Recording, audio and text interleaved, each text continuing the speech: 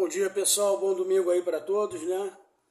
Para quem está estudando para concurso, para valer, não tem domingo, não tem segunda, todo dia é dia, né? Venho nesse vídeo, né? Vou tentar fazer um vídeo breve, que é só para falar do lançamento que começa hoje, né? Do nosso grupo Redação Nota 20. Né? Infelizmente eu não pude abrir vaga para todos que solicitaram, houve um limite, que eu já tinha avisado no vídeo de lançamento do programa. E, cara, não se desanime, porque eu abrirei pelo menos mais uma turma, e essa turma eu vou tentar matricular um número maior de pessoas, mas para isso eu vou precisar de pelo menos um corretor que me auxilie, que vai seguir as minhas diretrizes, a minha forma de corrigir, que é muito abrangente. Praticamente eu, e se houver mais alguma pessoa, vamos pegar o seu texto, vamos produzir pelo menos 2 textos por semana e corrigi-los e fazer sugestões nos pontos que estão fracos e reforçar os pontos que estão fortes, para que você possa reproduzir aí, no mínimo, né, 2 textos por semana. Como restam 2 meses, em média são 8 semanas, 2 textos por semana dá 16 textos. É um número excelente, assim, você vai estar muito bem preparado. Se você for honesto e realmente sentar e fazer a sua redação. Você pode fazer a redação, uma primeira, tomando notas, pegando modelos que tem aí pela internet, para pegar ideias, para desenferrujar, para desentranhar, né, aquela coisa de que você está muito tempo sem escrever, se for o caso, mas na hora que você sentar e for escrever o texto que você vai enviar para mim, né, que você seja honesto, né, que sente lá e tire 1 hora. Tente pegar isso como padrão, né? Porque de acordo com o número de horas você ainda vai ter que resolver 80 questões, e não é pouco, né? Principalmente 80 questões de A, B, C, D e E, que são mais demoradas do que questões de certo e errado do Sebrasca. Se você mentir, por acaso, usar inteligência artificial ou qualquer tipo de coisa, você vai estar se enganando, não vai estar me enganando. Eu não vou perder nada com isso, né? O que eu quero é ajudá-los, e para isso eu dou o primeiro palpite não, o primeiro conselho é: seja honesto, né? Trabalhe, descubra suas limitações, inclusive de tempo, que muitas pessoas têm essa dificuldade, às vezes demoram para produzir um texto, principalmente quando elas estão fora de forma, e é normal, entendeu? Que você no começo, aí na primeira semana, demore até 2 horas para fazer um texto razoável, de razoável a muito bom, podendo chegar próximo da nota máxima, mas não tem problema. Na segunda semana você já vai ver que você vai pegar, é mais ou menos como academia, ou como qualquer atividade que demande um tempo de preparo e de evolução. Então você no começo pode levar 3 horas para fazer um texto, não importa. Mas façam. O importante é fazer. Feito é melhor do que perfeito. Porque no segundo texto que você fizer, você já vai encontrar menos dificuldade. No quarto, quinto, por aí, até o 10º, você já vai se encontrar como redator, né, de um texto dissertativo argumentativo. E aí você vai descobrir, você vai se descobrir, vai perceber que qual é o seu estilo. E aí das diversas abordagens que se pode lançar mão para fazer um texto dissertativo argumentativo, né? Nós temos técnicas, argumentos de autoridade, fatos históricos, né, que são incontestáveis, para sempre embasar, né? Cada parágrafo tem que ter um pouco disso, né? Despertar a curiosidade Você tem que entender que o cara que vai ler o seu texto vai ser um cara que vai estar corrigindo centenas, provavelmente, de redações, e ele meio que, quando ele pegar a sua, se você não der muita sorte de ser um dos primeiros a ter a redação corrigida, provavelmente ele já vai estar cansado. E quando você é criativo, no bom sentido, sem querer encher linguiça e inventar nada que não existe, mas quando você vem com bons argumentos, você estimula, porque o cara que vai corrigir o seu texto, ele é um cara que gosta de ler, e ele escreve muito. Então, todo mundo que gosta, é como um cara que gosta de futebol, o cara joga bem futebol, gosta de futebol, se ele começa a assistir um jogo de futebol e o jogo tá bom, aquilo prende a atenção dele, ele para. Se o jogo tá uma merda, a tendência é ele dispersar, entendeu? E não avaliar tão bem aquele jogo de futebol como ele deveria. A mesma coisa vale para a redação. É óbvio que tem a possibilidade depois de recurso. Então, se um cara foi negligente, e pode acontecer, acontece, né, ao corrigir o seu texto e deixou de te dar uma nota que realmente era a nota que você mereceria, você tem a chance de recorrer. E aí há excelentes serviços para recurso. Eu não pretendo oferecer, não é muito a minha praia ficar recorrendo. Eu nunca recorri a nada em concurso público, nem questão objetiva, nem discursiva, até porque as discursivas que eu fiz eu me saí muito bem, e as que eu me saí mal, eu vi que eu tinha saído mal. Eu não via recorrer para um negócio que eu vi que eu fui mal. Não adianta. O cara estava certo em ter me dado aquela nota mais baixa. Isso aconteceu mais em concurso de nível superior, né, de peça técnica. Então, o projeto está sendo lançado hoje. Às 16 horas vamos ter a aula inaugural com os alunos que foram pré-selecionados. Na verdade, não foram selecionados, ele foi por ordem de chegada. Quem mandou e-mail primeiro conseguiu a vaga, e quem mandou depois vai ficar na lista de espera. E aí eu vou tentar, pelo menos, fazer uma turma com 30 alunos no final do mês de março, e ir com essa turma até a véspera do concurso, entendeu? Tentando extrair de cada um o máximo que eu puder. Por isso que eu vou precisar de gente para me ajudar. Pelo menos uma pessoa. Se eu pego uma pessoa que é muito boa nisso, e que está antenada, entrosada comigo, a gente consegue produzir aí um excelente trabalho, sabe? É uma correção de redação onde eu posso simplesmente pegar um texto seu e ver uma parte que não está legal e falar: reescreva essa parte inteira, esse parágrafo inteiro, esse e o seguinte, porque não faltou coesão entre um e outro, né? Conexão, ligação, porque nós temos os conectivos, e nós vamos ver tudo isso na aula, né? Os conectivos são fundamentais. Vamos trabalhar a ideia do que é um texto, qual é a origem da palavra texto. Eu não vou falar aqui, vou reservar isso para quem confiou em mim e vai fazer parte do grupo.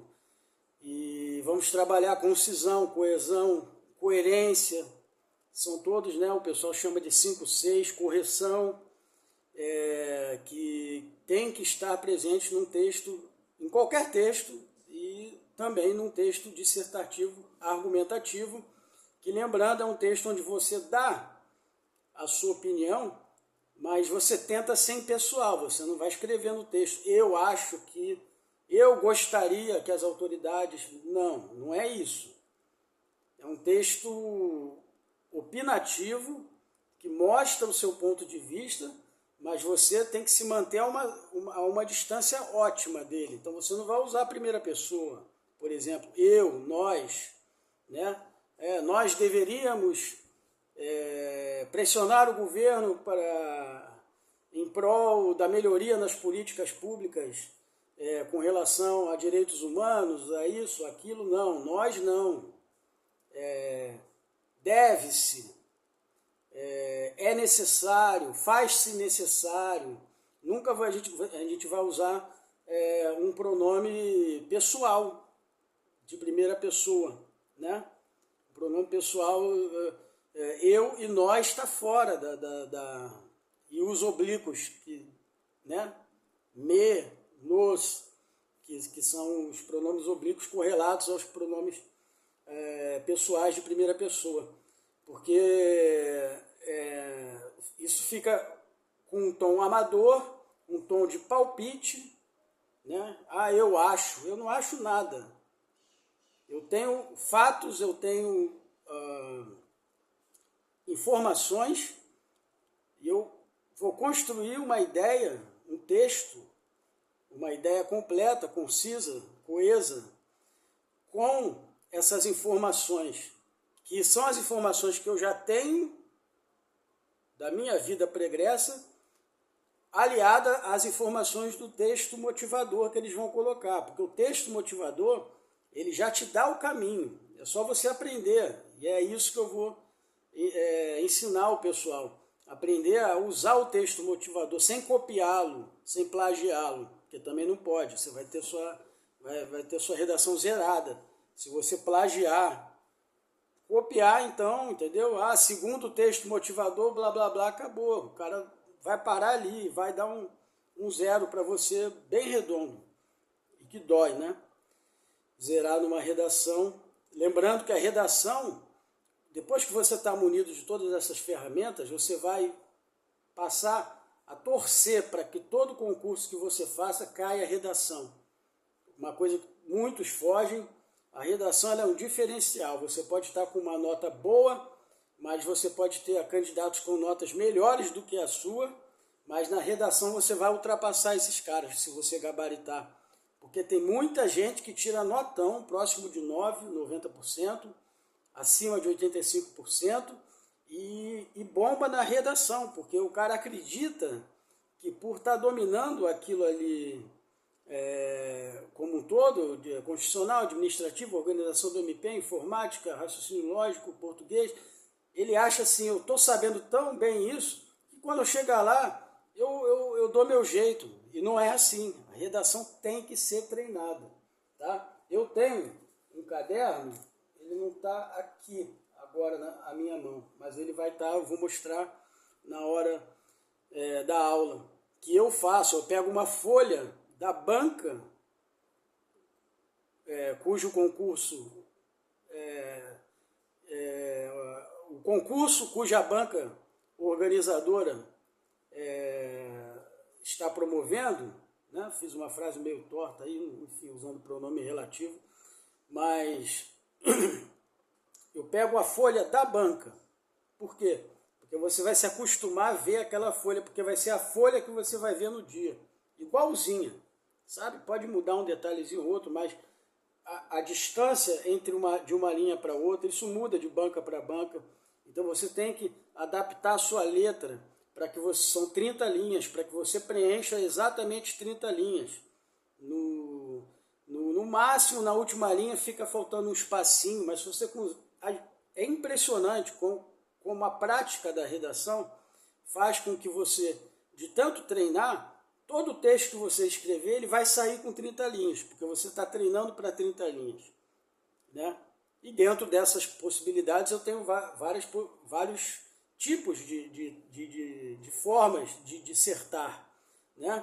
Eu posso usar uma coisa que a gente chama de dialética, né? Então eu defendo na introdução uma ideia e já na introdução eu coloco uma ideia contrária, né? Então eu falo, por exemplo, se o tema é sobre meio ambiente, né? Nota-se cada vez mais que é necessário cada vez mais que haja atenção ao meio ambiente, com vistas a promover o desenvolvimento sustentável, parará, porém, grande parte da sociedade, por necessidades econômicas, ainda defende a ideia de que o crescimento industrial não pode parar, porque pode gerar desemprego, falta de serviços, etc. Então eu coloco duas coisas opostas, a proteção ao meio ambiente e o desenvolvimento tecnológico e industrial, que indiretamente ou diretamente desemboca em poluição, em excesso de lixo, entendeu? E aí nos parágrafos, eu vou usar um parágrafo para abordar a ideia contrária, né?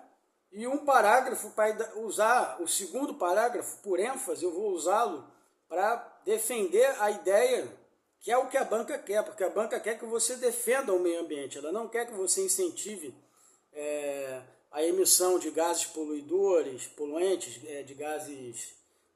de dejetos em rios e mares, e etc., e lixo, e etc. Então você vai botar a ideia qual você é contra e cujas suas ideias vão contra e vai contrastar. No entanto, todavia, contudo, vai usar uma conjunção adversativa, né?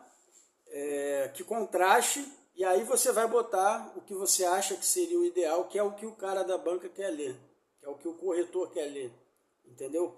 Propondo medidas de desenvolvimento sustentável. Aí você vai lembrar, porque você já estudou na teoria, que o desenvolvimento sustentável possui um tripé econômico, social, né, e ambiental, né, que a harmonia entre esses três elementos, entre esse tripé, entre os elementos desse tripé, é o que caracteriza o desenvolvimento sustentável, desde o relatório Brundtland, lá da década de 70, até a Convenção de Roma.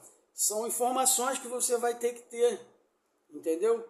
E você não precisa ser um profundo conhecedor dessas convenções, desses encontros, mas é ali, no terceiro parágrafo, né, que é o penúltimo, que você vai jogar os seus argumentos mais fortes em favor da defesa do meio ambiente.